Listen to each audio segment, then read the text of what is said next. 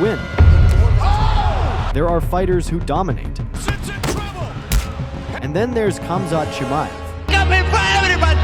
a man who doesn't just beat opponents, he erases them from existence. Picture this, you're Gilbert Burns, one of the most feared strikers on the planet, and you land a perfect right hand that would put most welterweights to sleep. Chimaev's head snaps back, he stumbles, and for exactly 3 seconds you think you might actually win this fight. Then he smiles, walks through your best shot like it's a gentle breeze, and proceeds to maul you for the next 10 minutes while talking in 3 different languages. This isn't normal. Elite UFC fighters don't usually get completely dominated for entire fights, except against Chimaev. World-class wrestlers don't get ragdolled like children, except against Chimaev. Seasoned veterans don't get finished in under 20 seconds. When Dana White says a fighter is special, it's very popular too. People love him.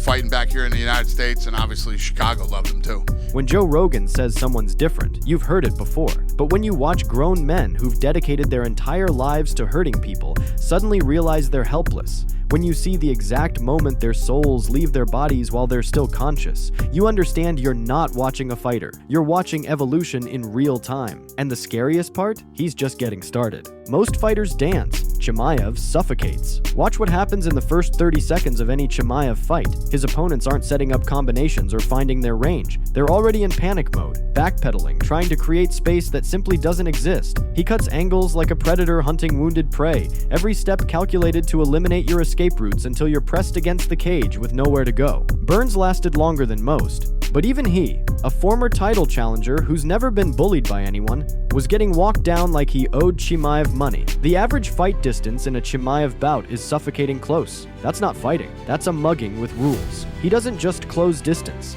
he owns it, controls it, weaponizes it. By the time you realize you can't breathe, can't think, can't find your rhythm, you're already drowning. Kevin Holland tried to be slick, tried to use his length and movement.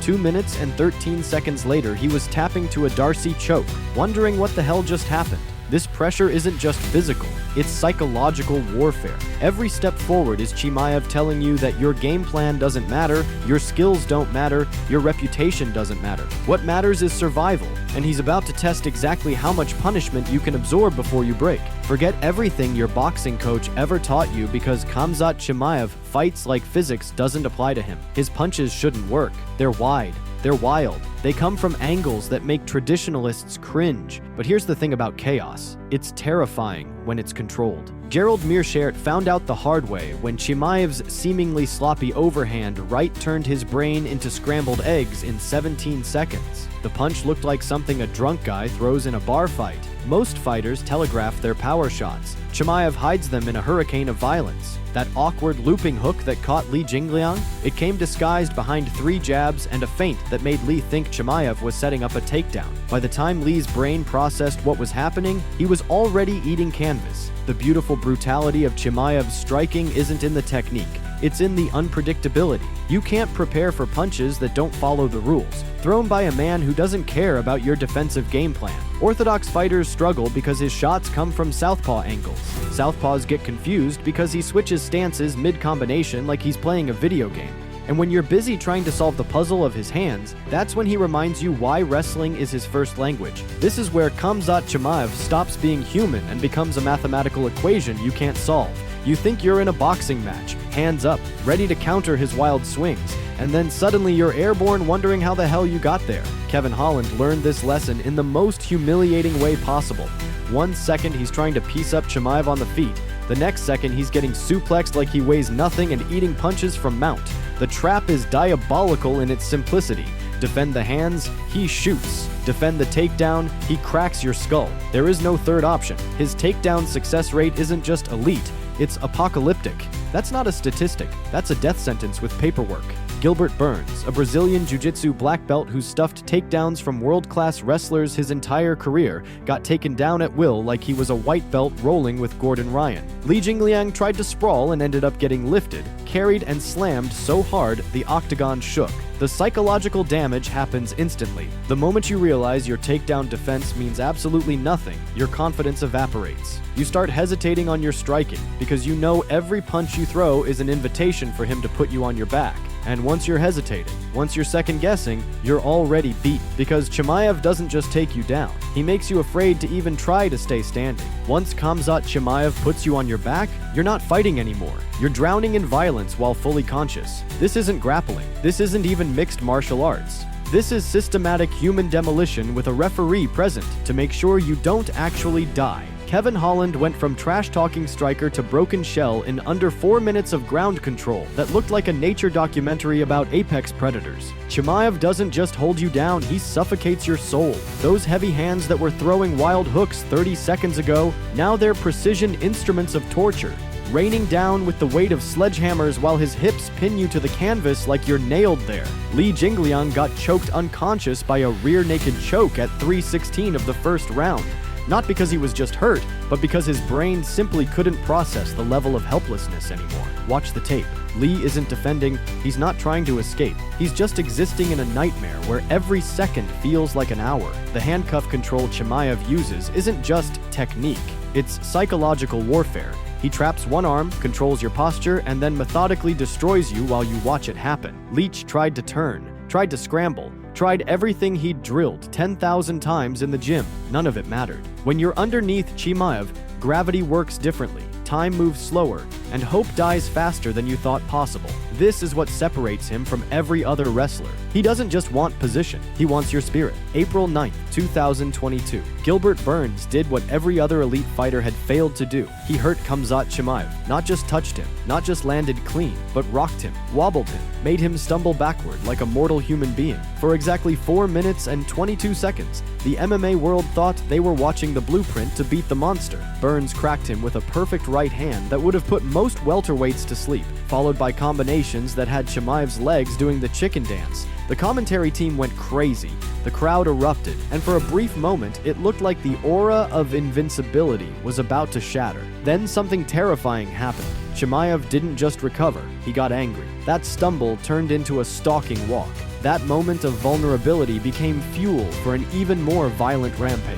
By the end of the round, Burns wasn't the hunter anymore. He was the hunted, getting mauled against the cage while Chimaev talked in 3 languages. The most devastating part wasn't that Chimaev survived Burns' best shots. It's that he absorbed 47 significant strikes, got dropped, got hurt, and still found a way to make Burns look helpless by the final bell. If one of the most dangerous strikers in the division, throwing the best punches of his career, can't put Chimaev away, what does that say about everyone else? It says that even when you solve the puzzle, even when you execute perfectly, the monster just adapts and comes back stronger. The most chilling moments in Khamzat Chimaev fights aren't the knockouts or submissions, they're when you hear him talking. Mid-fight, while he's systematically dismantling world-class athletes, he's having casual conversations like he's at a barbecue. "I'm going to smash you, brother," isn't trash talk when it's coming from a man who's currently in the process of doing exactly that to your face. Kevin Holland went from confident striker to defeated shell not because of the punches, but because Chimaev was giving him a running commentary on his own destruction. There's something uniquely terrifying about getting mauled by someone who isn't even breathing hard while doing it. Li Jingliang's body language told the entire story. Shoulders slumped,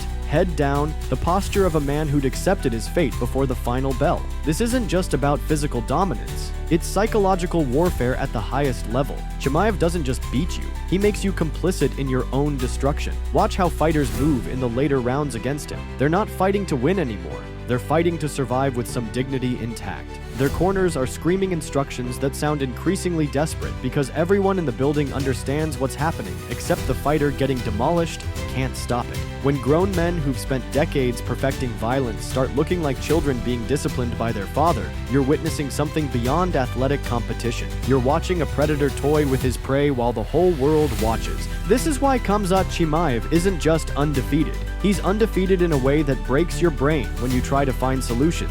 Elite freestyle wrestling that makes Olympic medalists look like amateurs. Heavy hands that can separate consciousness from reality in 17 seconds. A granite chin that treats power punches like gentle suggestions. Relentless pressure that turns octagon control into a hostage situation. Psychological warfare that breaks spirits before bones. and a killer instinct so refined he can smell blood before you even know you're bleeding. But here's what makes him truly terrifying. You don't just need one answer for Chimaev, you need 6 perfect answers all executed simultaneously while he's trying to murder you. Think about that for a second. You need takedown defense good enough to stop a world-class wrestler, striking defense sophisticated enough to handle chaos theory boxing, cardio deep enough to match a man who treats violence like a light jog, mental toughness strong enough to withstand psychological torture, and finishing ability explosive enough to capitalize on the 2-second windows when he might be vulnerable, all at the same time, while he's talking to you in languages you don't understand.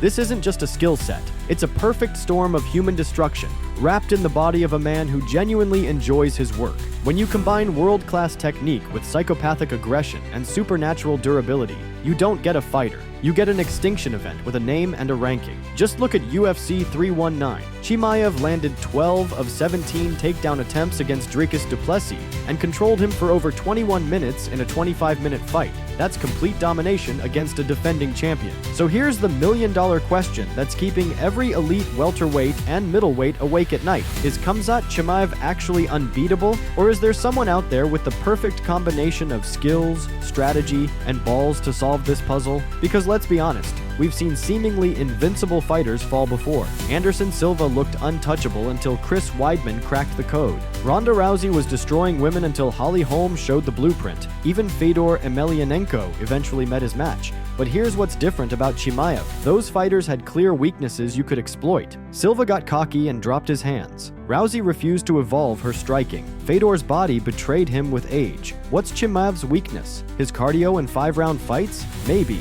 but he just proved at UFC 319 that he can dominate for 25 straight minutes. His defensive boxing? Sure, but you have to throw punches without getting taken down first. The truth is, beating Chimaev might require a fighter who doesn't exist yet, someone with John Jones's reach, Khabib's ground control defense, Israel Adesanya's distance management, and the heart of a lion. Until that mythical fighter emerges, we're all just witnesses to the systematic destruction of everyone brave enough to step in there with him.